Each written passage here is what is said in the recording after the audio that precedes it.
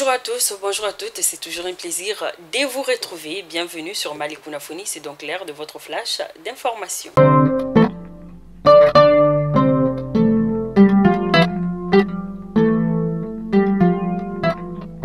Dans notre pays, le mois d'octobre est consacré au mois de la solidarité et de la lutte contre l'exclusion. À cette occasion, les chefs de l'État doivent rendre visite généralement à la personne la plus âgée de la capitale. Le président de la transition, son Excellence le colonel Assimi Goïta, chef d'État pour la 10e année consécutive, n'a pas dérogé à cette tradition. Il a rendu visite hier lundi 10 octobre 2022 à la doyenne âgée de Bamako à Nyomirambougou, née vers 909, Madame Diaye Maïmouna Sankaré, âgée de 113 ans et mère de 4 enfants, 3 garçons et une fille, de plusieurs petits-enfants et arrière-petits-enfants. Elle avait de préférence pour le petit commerce qu'elle n'a jamais cessé d'exercer jusqu'à sa vieillesse.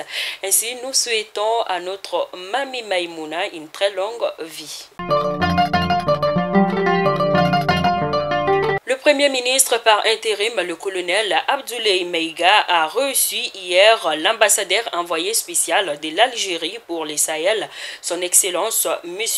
Boudjema Delmi. Au menu des échanges, la mise en œuvre de l'accord pour la paix et la réconciliation issu du processus d'Alger à la veille de la réunion du comité de suivi de l'accord.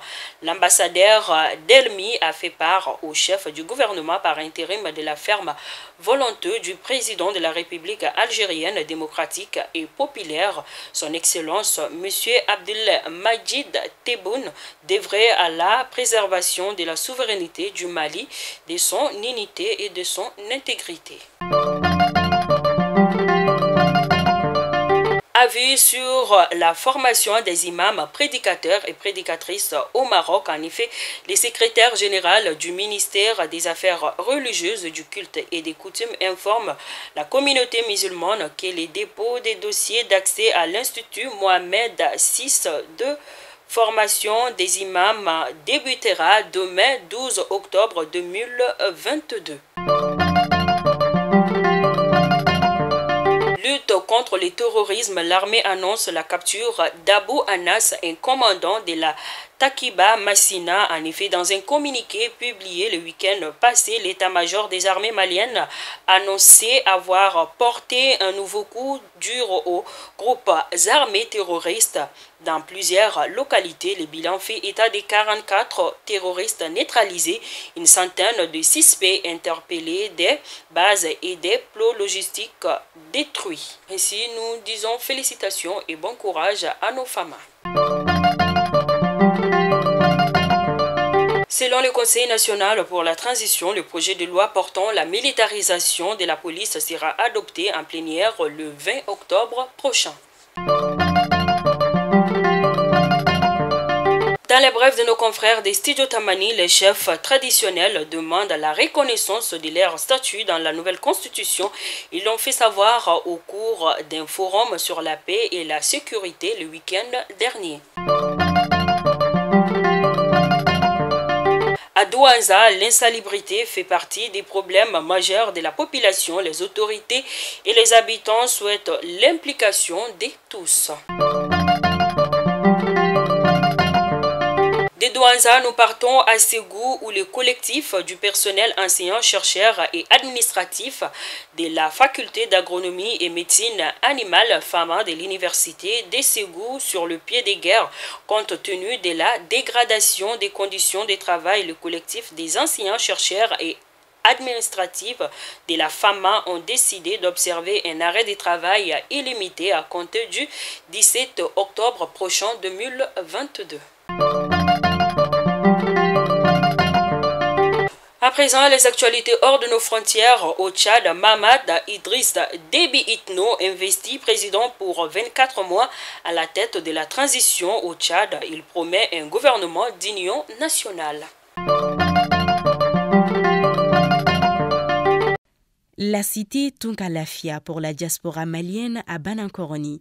Vous résidez à l'étranger, vous souhaitez faire partir du projet de la nouvelle cité moderne de Tunkalafia à Banankoroni, envoyez rapidement votre demande de réservation par WhatsApp au 00336 41 94 03 80 ou au 00336 77 83 04 14. La cité moderne Tunkalafia sera composée d'une vingtaine de maisons individuelles sur des parcelles de 300 mètres carrés, des appartements, des espaces verts, des aires de jeu pour enfants, salles de sport, etc. Le tout sur 1 hectare de terrain clôturé.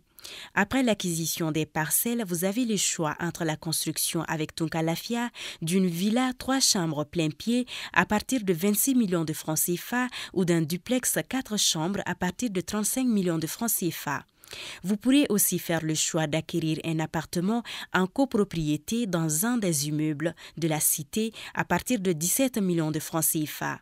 La parcelle de 300 mètres carrés est au prix de 4 500 000 francs CFA, payable en une seule fois ou sur 12 mois ou 18 mois. Le plan de financement de la construction se fera par la suite, soit en individuel, soit dans un groupe de tontines de construction Tunkalafia. Le projet de cité Tunkalafia à Banankoroni, un havre de paix et de tranquillité pour un séjour ou un retour au pays serein et en toute confiance.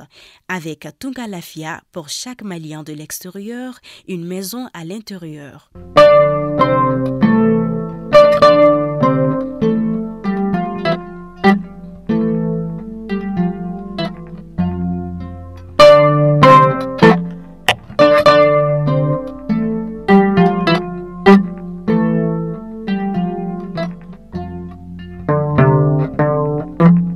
C'était donc là votre flash de ce mardi 11 octobre 2022. Je vous donne rendez-vous demain pour une autre édition. D'ici là, portez-vous bien, que Dieu bénisse le Mali et qu'il protège nos femmes.